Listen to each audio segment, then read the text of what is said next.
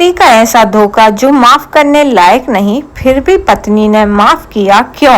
रेखा और सुधीर दोनों के बीच हनीमून को लेकर बहस छिड़ी हुई थी।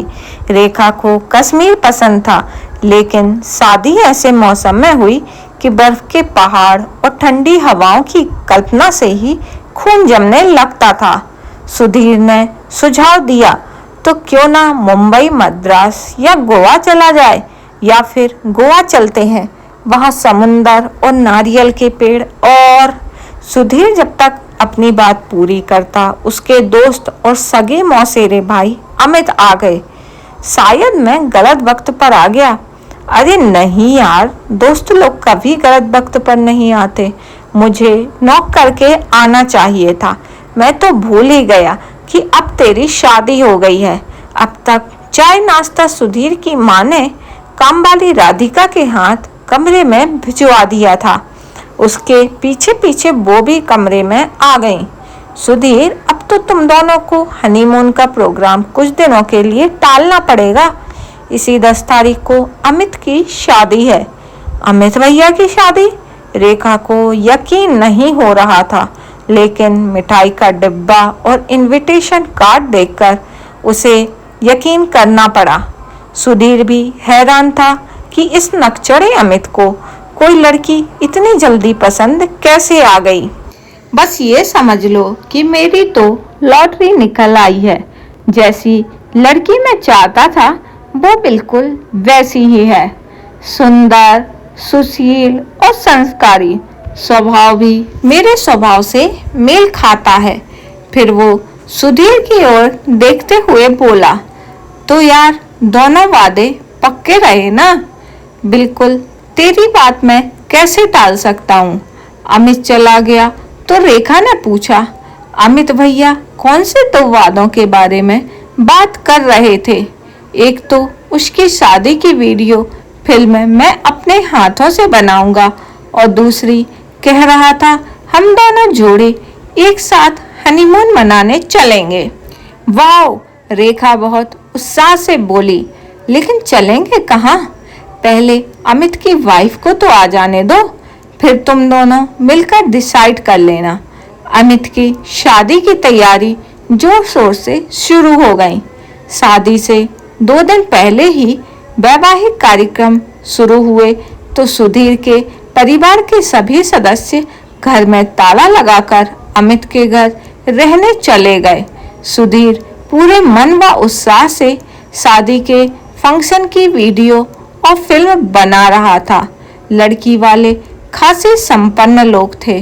शादी उसी शहर में होने के कारण बारातियों की संख्या काफी बढ़ गई थी, लेकिन लड़की वालों की तरफ से सादर सत्कार में कोई कमी नहीं रखी गई। सुधीर को लग रहा था अमित सही कहता था। सचमुच उसकी लॉटरी निकल आई है। इतने भले दिल के सास ससुर और संपन्न ससुराल वाले बिरले ही मिलते हैं। उसे पूरा विश्वास था कि अमित की वाइफ भी जरूर हूर की परी ही होगी। मामूली शक्ल सूरत अमित के गले से कहाँ उतरेगी। वो तो शुरू से ही फिल्मी अप्सराओं जैसी खूबसूरत फैशनेबल वाइफ की कल्पना करता रहता था।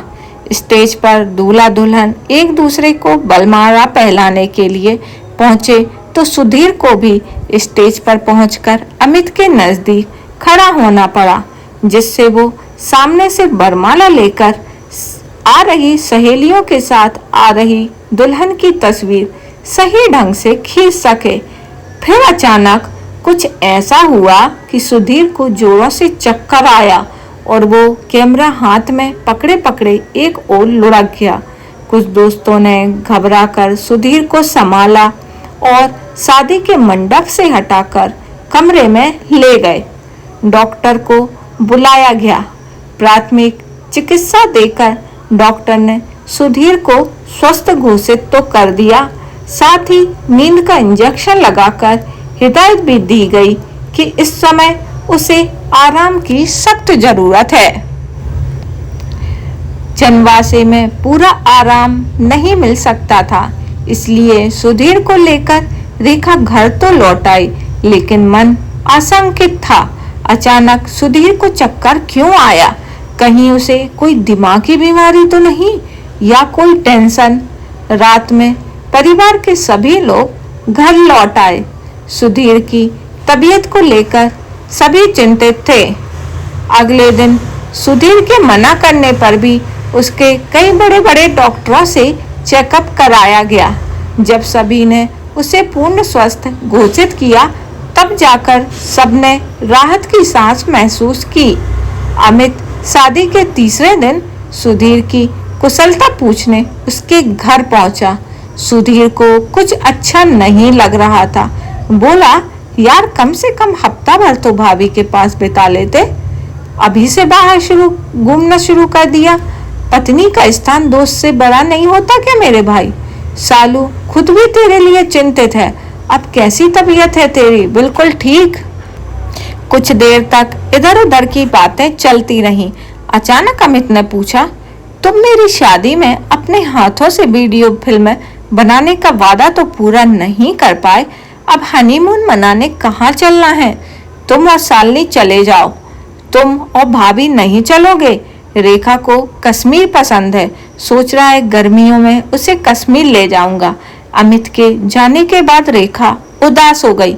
बोली, क्यों मना कर दिया? हनीमून तो शादी के बाद शुरुआती दिनों में ही मनाया जाता है ना, या 6 महीने बाद? अमित तो शालिनी के साथ जाना उचित नहीं लगा मुझे। वो लोग संकोच में डूबे रह सकते हैं, उन्हें अकेले ही जाने दो। विवाहित दंपत्ति शिमला में 1 हफ्ता बिताकर वापस लौटे तो सुधीर की मां ने उन्हें भोजन के लिए आमंत्रित किया। सुधीर को पता चला तो वो झुंझला उठा। आपको क्या जरूरत थी उन्हें आमंत्रित करने की? माँ जी सुधीर के व्यवहार को लेकर हैरान थी। अपने दोस्त के प्रति भी ऐसा अशोभनीय व्यवहार? रेखा ने भी सुधीर को समझाया। नव दंपत्ति को विवाह के बाद लंच या डिनर पर बुलाकर शगुन देने की प्रथा तो बरसों से चली आ रही है, फिर तुम क्यों मना कर रहे हो? उस समय तो सुधीर चुप रहा, लेकिन नव दंपत्ति के पहुंचने से पहले ही घर से बाहर निकल गया। इतना ही नहीं, उस दिन के बाद जब भी वो दोनों घर आते या कहीं बाहर मिलने का प्रोग्राम बनाते, सुधीर कोई ना कोई बहाना बनाकर टाल जाता। ये सब देखकर रेखा के मन में सुधीर के प्रति संदेह के अंकुर उपजने लगे। सिलसिले से उसके सामने वे सारे दृश्य चलचित्र की तरह घूमने लगे। जब सुधीर को रेखा के सामने आना पड़ता था, वो सोचने लगी, हो सकता है सुधीर ने कभी शालिनी को चाहा हो और किसी कारणवश दोनों का विवाह संपन्न न हो पाया हो। ये सारी बातें अपने दिल दिमाग से चटक कर रेखा खुद को सामान्य बनाने का प्रयास करने लगी, लेकिन सुधीर सामान्य नहीं हो पाया। धीरे धीरे उसने अमित के परिवार से अपने पारिवारिक संबंध भी समाप्त कर दिए। सुधीर के अंदर नवविवाहित जैसा उत्साह समाप्त होने लगा। सुधीर की ये हालत देखकर रेखा भी दुखी हो गई। वह बिना गलती की सजा भुगत रही थी। रेखा के फूल से चेहरे पर आंसुओं के सूखे निशान देखकर सभी परिवारजन भी चिंतित थे। सभी ने सुधीर को समझाने की पूरी कोशिश की, लेकिन सुधीर सभी के उपदेशों व सुझावों को अनसुना करता रहा। एक दिन अमित के सामने रेखा ने उदास मन से अपनी शादीशुदा जिंदगी की किताब का हर पन्ना खोलकर रख दिया। भाभी, मुझे भी आपसे कुछ कहना है, लेकिन वादा करो मैं जो कहूँगा आप किसी से नहीं कहोगी, अपने तक सीमित रहोगी। नहीं कहूँगी, मुझ पर विश्वास करो अमित। जिस दिन आपकी शादी हुई उससे करीब 10-15 दिन पहले एक लड़की को मैंने रेल की पटरियों पर छलांग लगाकर आत्महत्या करने से रोका है था। जानती है वो लड़की कौन थी? कौन? वो लड़की शालिनी थी। स्टेशन पर लोगों की भीड़ जमा होने और एक युवा लड़की के बदनाम होने के डर से मैंने आसपास खड़े लोगों को झूठ बोल दिया कि यह लड़की मेरी रिश्तेदार है। फिर मैं उसे एक पार्क में ले गया, उससे आत्महत्या का कारण पूछा। शालिनी रोती रही, मैं उसे आश्वस्त करता रहा। आखिर उसने बताया कि एक युवक ने उसे झूठे प्यार के चक्कर में फंसाकर अश्लील तस्वीरें धोखे से तैयार कर ली हैं और अब इन तस्वीरों के द्वारा डरा धमकाकर वो युवक उसे महीनों ब्लैकमेल करके रुपए ऐंठ रहा है।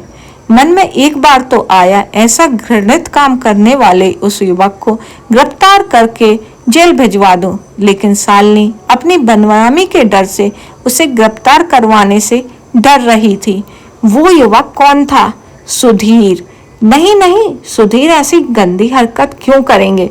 सुधीर शुरू से ही औरतों की अश्लील तस्वीरें बनाकर मनचले रईसों को बेचकर पैसे कमाया करता था। कभी मैंने उसे रोकने की कोशिश भी की तो मुस्कुराकर कहता, दुनिया में जब तक तस्वीरों पर मरने वाले जिंदा हैं, मैं ऐसी तस्वीरें बनाकर बेचता रहूंगा। तुमने सुधीर को सालू के बारे में तो बताया होगा? बताया था, लेकिन वो साफ मुकर गया जब मैंने स्वयं सालू से शादी करके उसे नया जीवन देने का फैसला किया। सहानुभूतिवश रेखा ने तंज कसा। नहीं, उस भोली सूरत के प्रति मेरे मन में प्यार उमड़ आया था। माता पिता की सहमति से इनविटेशन कार्ड के नाम में भी शालिनी की जगह शिवांगी रखा गया, जिससे सुधीर को शादी में जरा भी भनक ना लग सके। हमारा वैवाहिक जीवन बड़े आराम से बीत रहा है, लेकिन मेरा जीवन तो अभिशाप बन के रह गया ना। दरअसल सुधीर हम सबसे नहीं, अपने आप से रूठा हुआ है। ये सारी परिस्थिति उसके लिए अकल्पनीय हो उठी है। मैं समझाऊंगा सुधीर को। अमित के जाने के बाद रेखा एकांत में बैठकर सोच रही थी, जो होना वो हो गया। अतीत को याद करके वर्तमान को बिगाड़ने में क्या समझदारी है। अब उसे प्यार से सुधीर को समझाना होगा। अमित के सहयोग की भी पूरी उम्मीद की थी उसने। उस रात उसने अपना बेडरूम नए सिरे से सजाया और फैसला किया, ना गिला ना शिकवा। सुधीर को इतना प्यार देगी कि वो दूसरी लड़कियों की अश्लील फोटो खींचना तो दूर, उनकी तरफ आंख उठाकर भी नहीं देखेगा। तो मुझे नहीं लगता कि ऐसे अपराधियों को माफ करना चाहिए। तो आपकी इस मुद्दे पर क्या राय है, कमेंट बॉक्स में जरूर लिखिए। ये कहीं ना कहीं हमारे आसपास भी ये घटनाएं होती हैं जिन्हें परिवार के लोग अनसुना अनदेखा कर देते हैं। तो आप कमेंट बॉक्स में जरूर बताइएगा, क्या उस पत्नी ने, रेखा ने ठीक किया? क्या उसको सजा नहीं देनी चाहिए थी? तो कमेंट बॉक्स में बताइएगा। और स्टोरी पसंद आई हो तो स्टोरी पर लाइक कीजिए, और चैनल अभी तक सब्सक्राइब नहीं किया है तो सब्सक्राइब कीजिए। इसी तरह आपको सामाजिक मुद्दों से जुड़ी स्टोरी